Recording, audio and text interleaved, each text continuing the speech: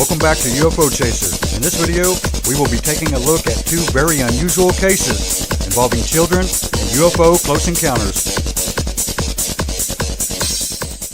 Alright guys, thanks for joining me right here at UFO Chaser. Today we'll be taking a look at two separate cases involving UFO close encounters. And what makes these two cases really strange is that they both took place outside of schools. There were several eyewitnesses, including multiple children and staff, who claimed to have seen actual UFOs. These incredible, bizarre reports underwent heavy investigations, and to this very day, still remain puzzling and unsolved.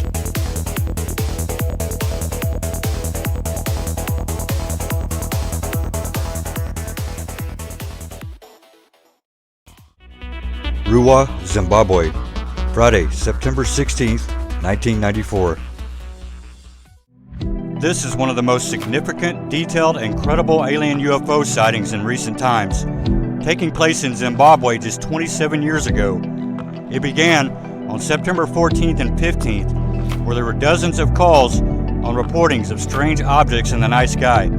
Then, on September 16th, the incident at Ariel school occurred, where a total of 62 school children from ages 6 to 12 reported seeing an occupied, shiny disc-like UFO hovering within the trees, located on the outskirts of the school playground. They reported that the UFO landed and as many as 4 alien beings came out of the craft to meet them. They were described as having large, elongated black eyes located in the lower cheek area of their face.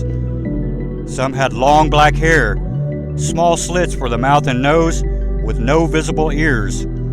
It was said that they moved side to side, almost in a bouncing motion, perhaps mocking the children's motions on the playground. Just in between the gap, just one behind the pile of dirt. My heart went faster and slower and then faster and then slower, all at the same time. That was excitement and Yeah, excitement and scariness. and scary. You heard a noise in the Yes. air? What was it like? Like a roar or a buzz or a hum or what kind of a noise? It was like someone was blowing a flute. And that scared you? Yes. And what did you do when you were afraid? I ran away from it. It looked evil because I was just staring at me, As if to do what? as if I wanted to come and take us. I know this is hard. I know it's hard. Even stranger is that some of the older children reported that the alien beings communicated with them through messages and images inside their mind, or what the children called the mind's eye. The alien beings' messages to the children included a strange scenario of the end of the world, where all the trees die and we run out of oxygen, and warned of consequences that we should take better care of the earth, and how we use our advancements in technology in the years to come. You were saying that you thought that maybe you were trying to tell us something, like about the future. Can you say more what your thought is? What was it like? It was like on the wall, all the trees would just go down and there would be no air and people would be dying. The incident took place around 10 a.m. during a midday break. Apparently, there was only one teacher outside at the time, with all the others being inside in a staff meeting. The children frantically surrounded the teacher on duty, telling her what they had just seen, but they were not taken seriously. Even when the children returned to class, they could not stop talking about the strange flying object with little men that they had just witnessed, and tried telling their teachers, but they were quickly hushed and the school day continued on. Well, after school that night, children were terrified and could not sleep. They told their parents about the incident from school.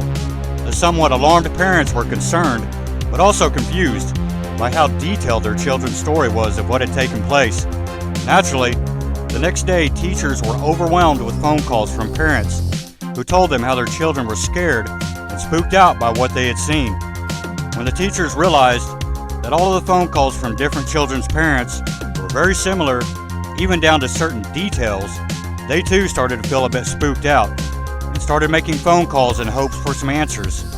It wasn't long and the UFO incident quickly spread and received significant worldwide attention from UFO researchers. It wasn't a Harrier jump jet or an aircraft. No. Something that the Zimbabwe Air It Force was like got? in a disc. There's one thing sitting on the side and another thing sort of like running up and down the top. The one had long hair, but the one was standing in front, he didn't have any hair at all. He had a big head and big black. I don't know, I just thought it was some kind of alien from a different planet. The next day following the incident, local UFO expert Cynthia Hind, a famous South Africa ufologist, was called in and went to the Ariel school to see what they could learn. Hind asked the headmaster of the school to have the children separated and to draw pictures of what they saw. The illustrations all have an eerie resemblance with strange similarities, showing a saucer-shaped craft, trees, and small men with large black eyes, and some having long black hair. Hind interviewed all the witnesses. Another person who investigated the incident was Harvard professor and well-known psychiatrist John E. Mack from the United States. He spent 2 days speaking with the children who had witnessed the event. Come and sit in this chair along here. Did you all see something? Yes. Were you afraid? Yes. And what happened, guy?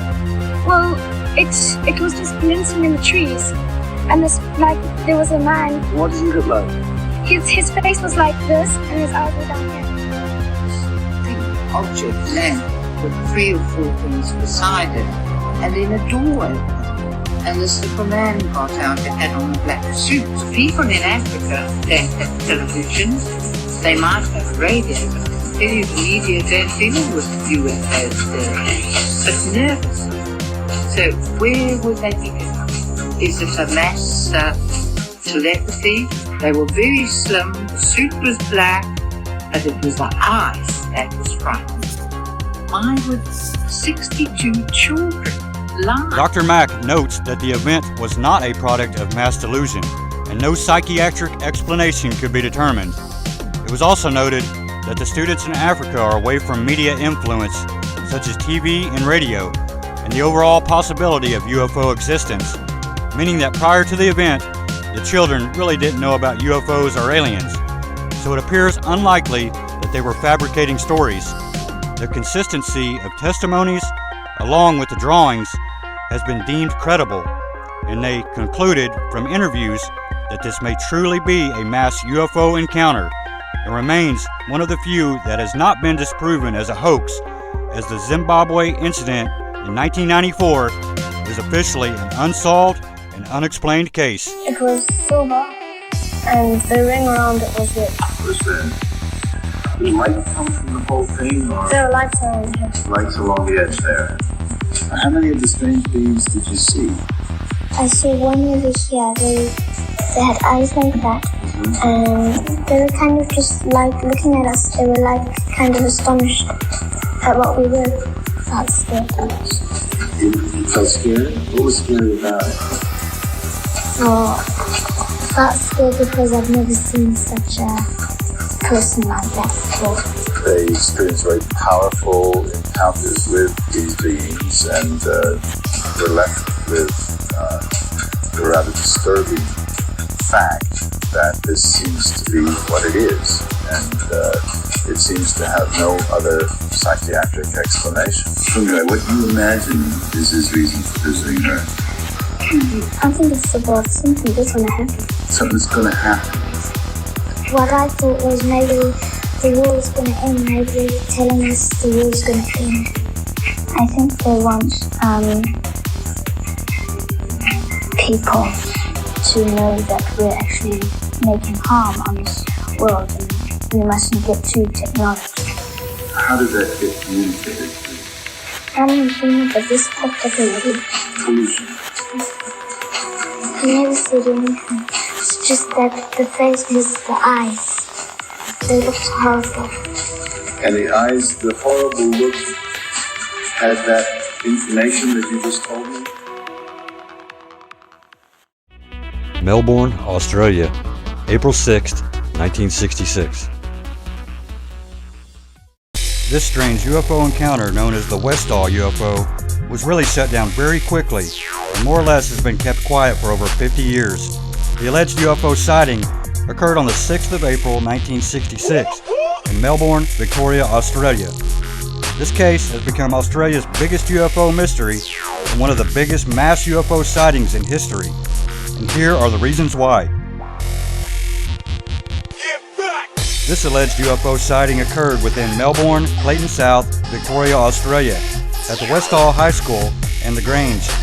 It was approximately 11 a.m. on Wednesday, the 6th of April 1966, when over 200 Westall High School students, teachers, and Clayton South residents witnessed and reported seeing as many as 3 UFOs, described as gray or silvery green, elongated saucer-shaped crafts with a slight purple hue and fairly large, being about twice the size of a family car.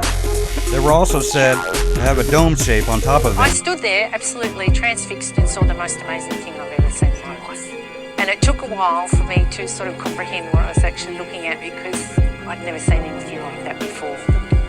There was 3. The one that was closer was just in the sky, just sitting there, and then it went down, came up, and then banked on its side and took off really, really fast. It was moving away, so it had lifted off with the oval, okay, and it was moving away from us, and we just were gobsmacked, started chasing it, and my girlfriend and I sat on the fence, climbed up the fence, and just sat there and cried. We thought it was the end of the world. I came down into the paddock where the kids had seen this thing land. The paddock grass was about knee high. I saw a group of about 20 people all huddled around looking at the ground, all looking at a circle, perfect circle. It was probably about 4 or 5 metres in diameter. The edge of the circle was perfectly formed. It wasn't as if you could, cows or any other animals or even the kids had come in and just rolled around. It was too perfect. I mean, I know what I saw. Those who witnessed the incident said that they moved in a strange way that no plane, balloon, or any known aircraft at the time could have moved in. One of them hovered directly over the school before making its way to nearby trees and landing in a field on the other side. It was said that the object then rose into the air, tilted on its side, and shot off with lightning speed. Students and staff stated that within 30 to 40 minutes, military and police arrived, surrounded the area with guards around the perimeter of where the UFO had landed, and told everyone they had not seen anything, and threatened to not say a word or speak to the media about anything that they had seen. Well, government documents have since come out and suggested that it was nothing more than a high-altitude weather balloon used by the government and military to perform certain tests, and was launched that morning and apparently malfunctioned and had blown off course. We'll get into more of that here in a minute, but I just wanted to pause for a minute and take a look at a few things.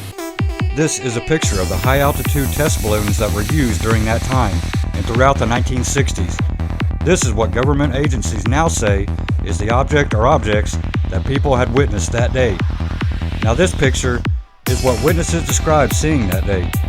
This is the only known photograph of the Westall UFO in 1966. Any others were more than likely confiscated or destroyed as evidence. Let's compare this to pictures that were drawn by witnesses of what they said is the object that they had seen.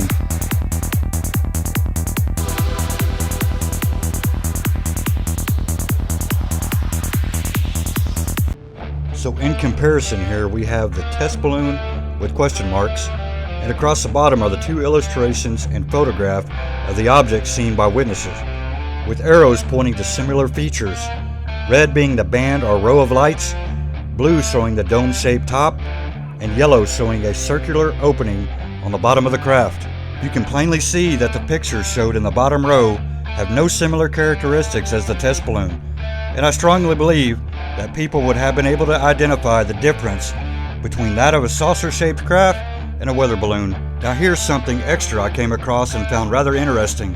On the left is an illustration drawn by John Lennon of the Beatles that he witnessed in 1974, and on the right is an illustration drawn by a witness of the Westall UFO in 1966. I just wanted to point out the eerie resemblance in the two, of what appears to be the same craft, 8 years apart and in different places. Now check this out. Come to find out, the US and Australian governments had these top secret Hubble weather balloons testing radiation levels within Earth's atmosphere from highly controversial nuclear testing performed in previous years near the area.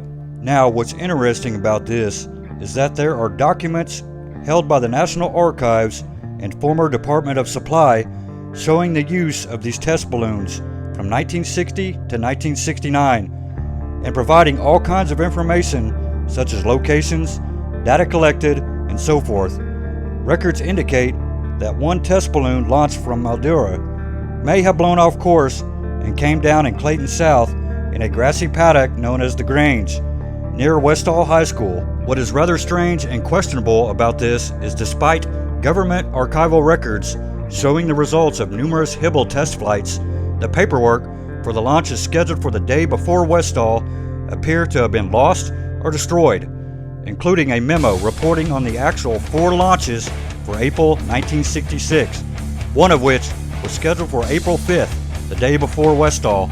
Now, it's in my humble opinion that these files are missing because they may have shown that there was no test balloon near Westall High School that day.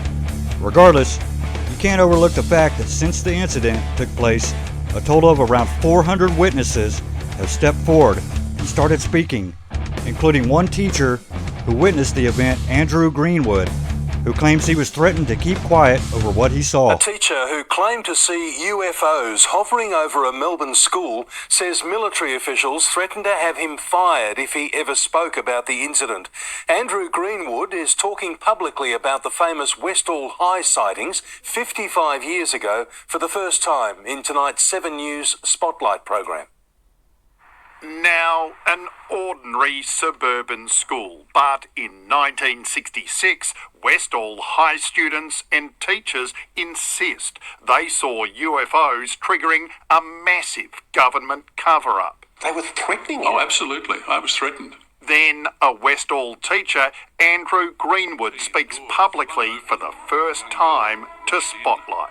Mr. Greenwood, there's a flying saucer. On the Oval, he and 200 students saw 3 of them. It was a grey, almost cylindrical or cigar-shaped object. All these years later, the students draw what they witnessed. They claim one landed in a park, then took off.